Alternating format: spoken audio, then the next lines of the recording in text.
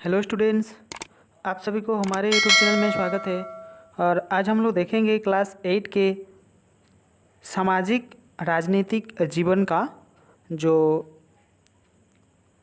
भाग हम लोग देखेंगे, जो सोशल साइंस का है। ये भारतीय संविधान के आधारभूत मूल्य क्या है, इसके जो महत्वपूर्ण प्रश्न और उत्तर है, इसे हम लोग अच्छे से देखेंगे। तो चलिए इस वीडियो को आगे देखते हैं। पहला है कि रिक्त स्थान की पूर्ति कीजिए। पहला क में दिया है, देश को भारत एक संप्रभु राष्ट्र बना। कब एक संप्रभु राष्ट्र बना? तो हम लोग जानते हैं 15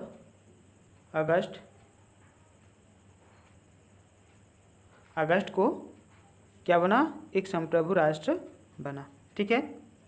ख नंबर में हम लोग देखेंगे, भारत का संविधान किसी धर्म या पंथ को प्रोत्साहन देश करता है।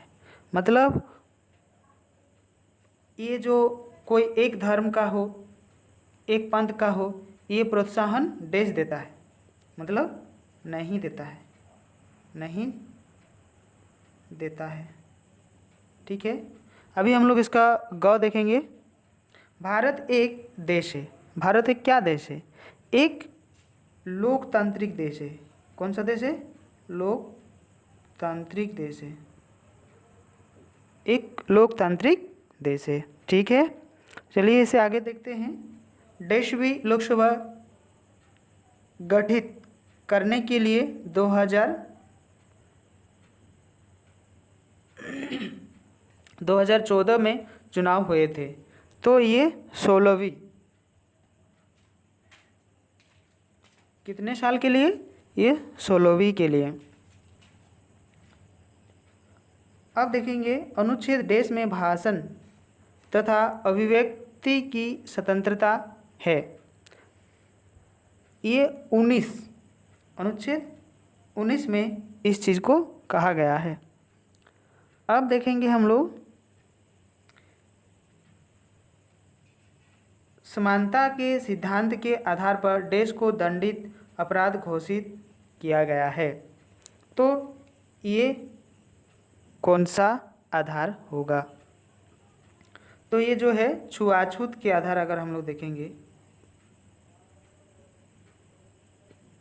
छुआछूत के आधार पर हम लोग देखेंगे, इसी आधार पर इसे अपराध घोषित किया गया है। 6 में देखेंगे, अनुच्छेद देश के अंतर्गत सभी नागरिकों का यह कर्तव्य है कि भारत की स्वतंत्रता, एकता, अखंडता की रक्षा करे। तो किसमें? 51 के अंतर्गत हम लोग देखेंगे। ठीक है। चलिए इसके नेक्स्ट हम लोग देखते हैं, बड़ा वाला क्वेश्चन देखेंगे अभी।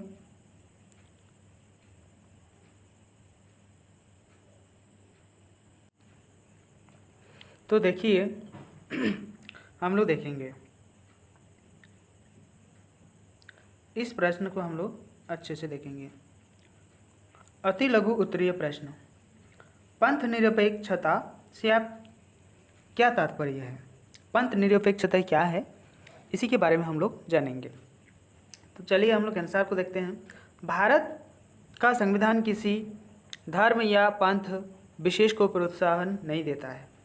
यहाँ एक चीज़ हम लोग को स्पष्ट हो रहा है कि कोई भी धर्म या कोई भी पंथ को विशेष रूप से प्रोत्साहन नहीं देता है, और न कि किसी धर्म के साथ कठोरता का व्यवहार करता है, और धर्म और उपासना की पूर्ण स्वतंत्रता प्रदान करने में धार्मिक अल्पसंख्यकों को भी समान संरक्षण प्रदान किया गया है।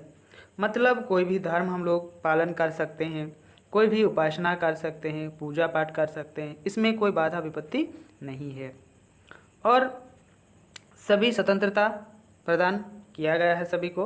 और यह हमारे देश में धर्म एक व्यक्तिगत मामला है, और हमारे भारत में ये जो धर्म है, ये धर्म क्या है? एक व्यक्तिगत मामला है। इसमें हम लोग किसी के ऊपर कोई आरोप लगा नहीं सकते, कोई क्या मान रहा है, कोई क्या नहीं मान रहा है, इससे हम लोग को कोई लेना देना नहीं है।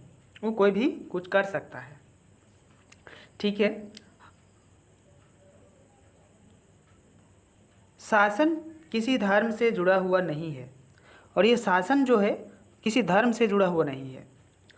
वह न तो किसी धर्म का प्रचार करता है और न ही उसे कोई हस्तक्षेप करता है। मतलब वो कोई शासन जो है कोई धर्म को प्राधान्यता नहीं देते हैं, और उसे कोई प्रचार भी नहीं किया जाता है, और न ही उसे कोई हस्तक्षेप करते हैं। मतलब उसे कोई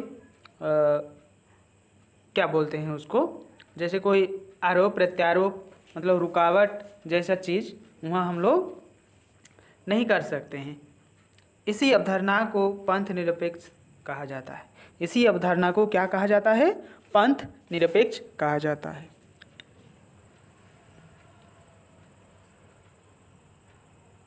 अब हम लोग देखेंगे भारतीय संविधान में कौन कौन से आधारभूत मूल निर्धारित किए गए हैं। यानी कि हमारे संविधान में निम्नलिखित आधारभूत मूल्य निर्धारित किए गए हैं।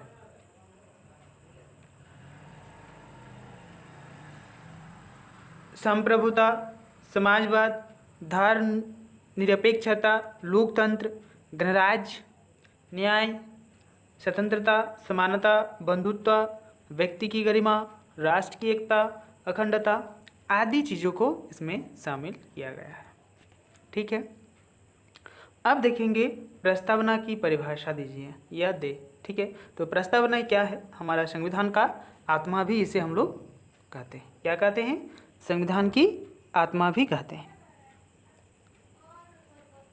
हमारे संविधान की भूमिका या प्राकथन को प्रस्तावना के नाम से भी जाना जाता है। प्राकथन का मतलब होता है जो ऊपर में जो क्वेश्चन में हम लोग पढ़े वही चीज़ प्राकथन भी हम लोग कह सकते हैं उसे। यह प्रस्तावना स्रोत, उद्देश्य एवं हमारे संविधान के अंदर निहित आत्मा को ही संकेत देती है। मतलब निहित आत्मा को ही संकेत देती है। अंदर में जो चीज़ हम लोग भांपते हैं, सोचते हैं, वही चीज़ को इसमें देते हैं। अब देखेंगे हम लोग चौथा नंबर वाला क्वेश्चन। भारत का क्या है क्वेश्चन? देखिए, भारत का बिस्मार्क किन्हें कहा गया है? तो भारत का बिस्मार्क सरदार वल्लभ भाई पटेल को कहा गया है। सरदार वल्लभ भाई पटेल को कहा गया है। भारत की प्रथम महिला प्रधानमंत्री कौन थी? तो भारत का जो प्रथम प्रधानमंत्री जो कि महिला, ये हमारा कौन थी? इंदिरा गांधी। यहाँ हम लोग को एक चीज़ समझ में आ जाएगा, यहाँ थी लगा हुआ है, इसीलिए क्या होगी? महिलाएं होगी। ठीक है। अगर यहाँ थी की जगह में था रहता तो कोई पुरुष होता। तो ये चीज़ आप लोग जान के रखिए, जब थी लगा रहेगा तो उसमें एक ही चीज़ होगी जो कि महिलाएं होगी। ठीक है।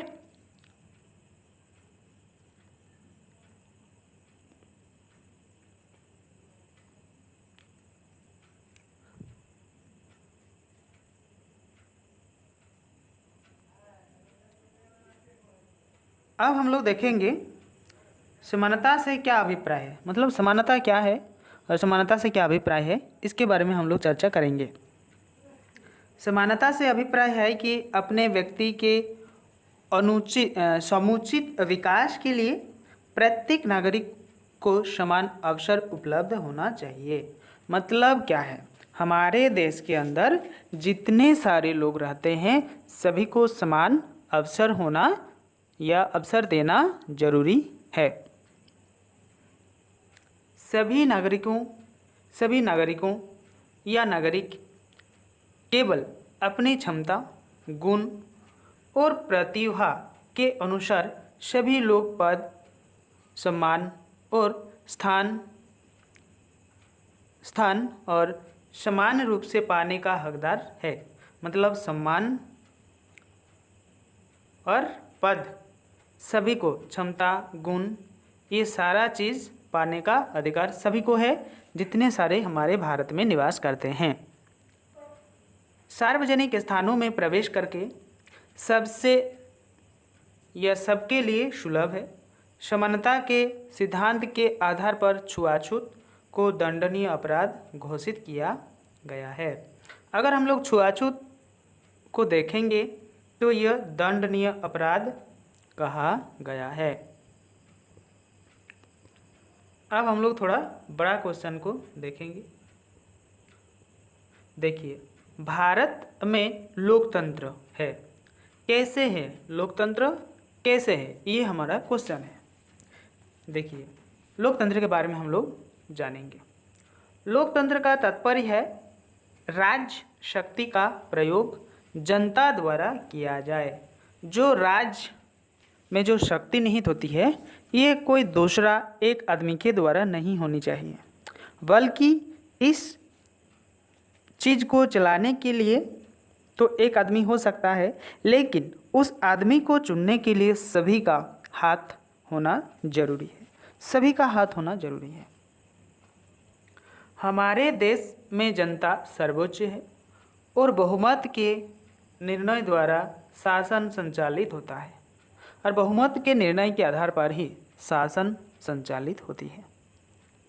प्राय प्रत्येक 5 वर्ष के अंतराल पर लोकसभा तथा विधानसभाओं के चुनाव होते हैं। लोकसभा और विधानसभा दोनों के 5 वर्ष के अंतराल में चुनाव करवाया जाता है और सार्वभौमिक वयस्क मताधिकार द्वारा जनप्रतिनिधि चुने जाते हैं। इन प्रतिनिधियों के माध्यम से शासन संचालित होता है और जो जनता जिसे चुनती है और चुनने के बाद उसके द्वारा ही इस शासन व्यवस्था को संचालित करते हैं। इन प्रतिनिधियों के माध्यम से ही शासन संचालित होती है। राज्य में कोई विशेष साधिकार प्राप्त वर्ग नहीं है। विशेष अधिकार, किसी राज्य का मतलब होता है हमारे देश, ये पॉलिटिकल साइंस है, यानी कि राजनीतिक जीवन है। इसमें राज्य को इंगित करता है देश के लिए, ठीक है, वर्ग नहीं है। इस प्रकार हम कह सकते हैं कि भारत में लोकतंत्र है। तो ये देखिए, अभी आप लोग को समझ में आया, ये राज्य का बात किया, उसके बाद भारत आया, किया, अभी समझ में आया। तो और राज्य को हम लोग क्षेत्रीय इकाई कहते हैं, ठीक है। अभी देखिए दूसरा क्वेश्चन देखेंगे। न्याय का क्या अर्थ है, वर्णन करें। न्याय का क्या अर्थ है, वर्णन करें। हमारे संविधान में सामाजिक, आर्थिक और राजनीतिक न्याय जो है ये प्रदान करने की बात कही गई है।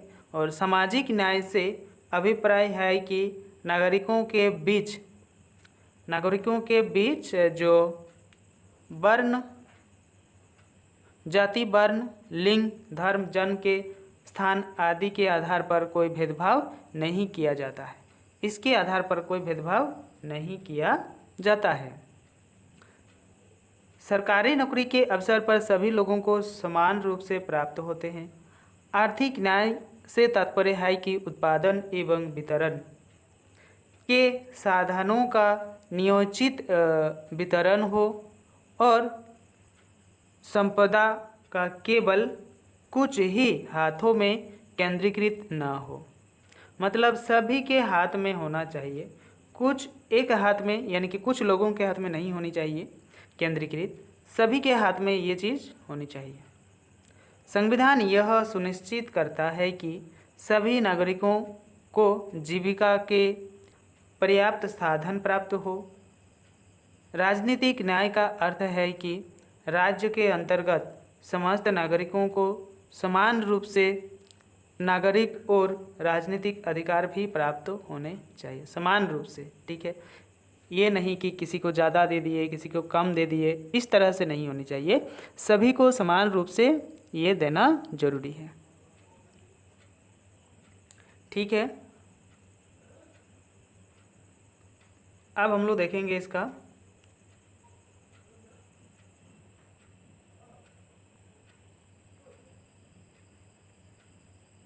पांचवा नंबर प्रश्न को देखेंगे। भारत एक संप्रभु राष्ट्र है। स्पष्ट करें, भारत क्या है? एक संप्रभु राष्ट्र है, इसे स्पष्ट करना है। ठीक है।